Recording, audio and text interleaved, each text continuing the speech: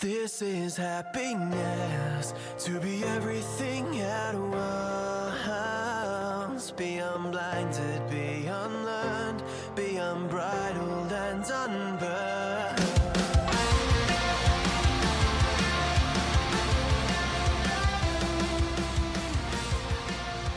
Hey guys, welcome back to a brand new episode of Mood Prep. My name is Dave Nixon, and today we're going to talk a little bit about maturity. And a quote that I came across some time ago now. However, I think it's relevant all the time. It's not necessarily just relevant today, but something that I wanted to share with you as well and see what we can pull apart from it. But let's start with the quote and see how we go. So, I must have first come across this maybe 3 years ago, I'd say, and it says maturity is when a person hurts you and you try to understand the situation rather than hurting them back. And I suppose at the time, although I probably wasn't as aware of the situation as I am now, I was struggling with somebody close to me that had made some decisions that I let impact me in particular ways. And it was the first time where I'm like, I just don't want to respond to this with anger, probably for a whole range of reasons. And I went about, that quote, I could have seen it 4 months earlier and maybe it didn't make any sense. But seeing it there and then was allowed me to sort of really utilize that for a better understanding of how I can react to when somebody does hurt me. It's just like, well, it's not about me, it's about them. And this isn't, sometimes I see people do this and it's a way of reflecting responsibility. And I'm sure I've done that in the past, but in this circumstance, a number of years ago, I looked at it and I go, hang on a sec, let me try and understand their position and move in from what we call first position into second position, or second person really. And start to look at their situation, and all of a sudden, a lot of things started to make sense. Put yourself in their shoes, as the quote goes. And so, in doing so, it really allowed me to rock up to that situation and every engagement that I had with this person with a better understanding of the potential whys and the reasons behind particular behaviors, as opposed to simply going, hey, I'm really hurt with this. This really frustrates me and it must be all your fault and why would you do this, etc.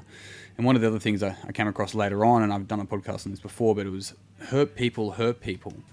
And take a chance take an opportunity rather of looking at yourself and realizing when you do want to lash out at someone, maybe that lash out is being passive and going silent. Like, what is the motive behind that? What's the context? Is it because, that going silent is going to drive them crazy? Like, I just can't deal with it. But you also know it's going to affect them, right? And then you'll just go, it'll just disappear. It doesn't disappear. It never disappears.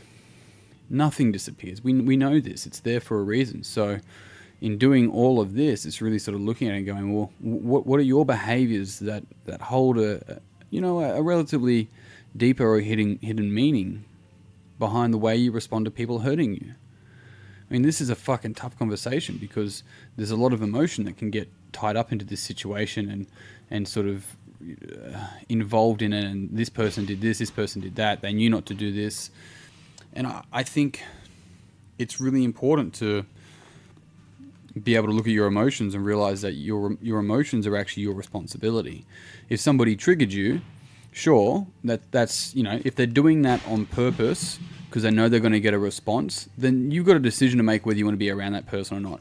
But you also have a decision to make to keep that wound there and sort of like a dormant volcano, or learn how to deal with it and make sure that people don't have that power over you. And we're talking sometimes there's some horrible childhood traumas or traumas in general going on, but the reality is that they never go away. And so no one's responsible for your emotions. No one's responsible for your thoughts or anything like that at all. We're responsible. We choose that. And people go, no, I don't. It's like, well, if you don't, it means it has you. And this is the biggest thing that people are like, oh, I have this or I have that. It's like, no, buddy, it has you, right? It's like, I'm angry. It's like, no, you're not. You're experiencing anger. You cannot be an emotion. You're a human being. You experience emotions and they point to something, right? Is anger useful? Yeah, it's pointing to something. It's triggering you. What is it triggering you about? What's going on? What's going on for you? Where is that coming from? I mean, you can keep blaming externally, keep hurting externally because you're hurting on the inside. It spills over. So what are you going to do about that? Seriously. And like everywhere, you know, if you're thinking of someone else right now, then you need to stop and have a fucking look at yourself. Dead set, because every single one of us falls into this category, and if you don't think you do, then you don't know yourself well enough. This whole fucking podcast isn't about other people. We don't make the world better by trying to help other people. We make the world better by helping ourselves and getting rid of unnecessary suffering that we ourselves continue to put ourselves through. Other people are they're a reflection of that. They're a symptom of that. They're behaviors that we accept because of the way that we see ourselves, not because of who we are or because of who they are. And this is one of the things to understand, is that you cannot hate someone. And I'm like, fuck off, Dave, you don't understand. It's like, you only hate your experience of them, right? Your experience of them. You can hate that, but that's not them. This is important to understand. You can try and hate them all you like, but tell me where the emotion sits. Where does the feeling sit? It's in you. Right? You want to keep holding to that hot coal and hope they get burnt? Yeah.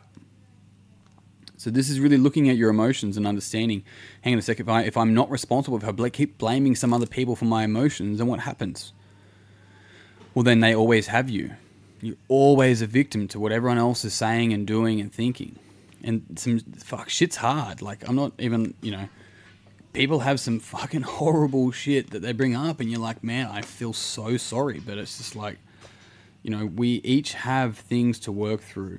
Every single one of us. I remember having a conversation with, wasn't a client at that point, but this person did become a client, and was sitting in a cafe, and I'm like, when you can sit in a busy cafe like this and realize that every single person here has a topic or a subject that, when brought up, can literally well their eyes up. Every single one of them. A parent, maybe an animal, what that meant to them, their failure at becoming a sports person, right? At the death of a child, a passing of a spouse. There are just, in every single one of us, are human beings. We all have that, and the more that we can step into, what our pain is, the more we can feel our purpose, and we can actually see why we're actually here. Give that meaning. Like, everyone's sort of like, what's the meaning to life? While everyone's asking what the meaning of life is, why don't you look at giving your life meaning? That's up to you. You have the power of that.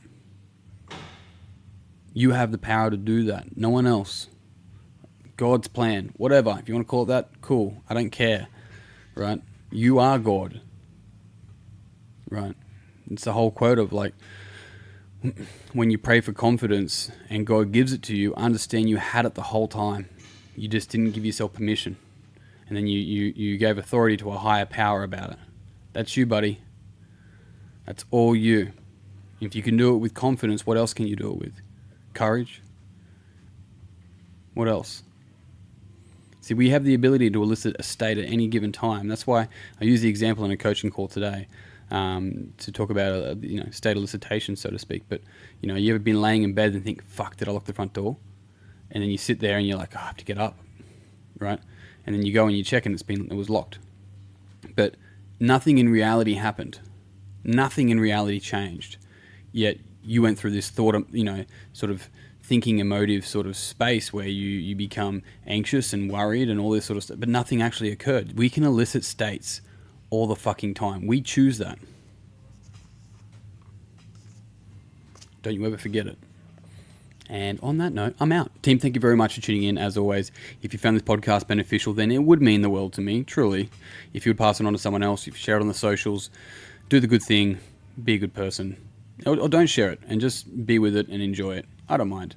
I'm going to head, though. So thank you very much. Until tomorrow, peace and pizza. Kick today in the dick. Slay the dragon. I'll see you soon. To be everything at once, be unblinded, be unlearned, be unbridled and unburned.